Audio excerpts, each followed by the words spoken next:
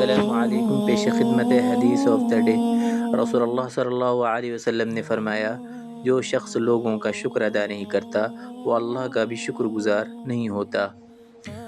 شکر ایک ایسی عظیم صفت ہے جس کے ذریعے انسان اپنے رب کے قریب ہوتا ہے۔ انسان جب کسی نعمت پر اللہ تعالیٰ کا شکر ادا کرتا ہے تو اللہ اس نعمت میں برکت عطا فرماتا ہے، مگر شکر کا ایک اہم تقاضا یہ بھی ہے کہ انسان مخلوق کا بھی شکر گزار ہو۔ اس حدیث میں ایک عظیم تربیت پوشیدہ ہے۔ انسان کی زندگی میں بے شمار لمحات ایسے ہوتے ہیں جب دوسروں کا تعاون، مدد، خیر خواہی یا محبت ہمارے کام آتی ہے۔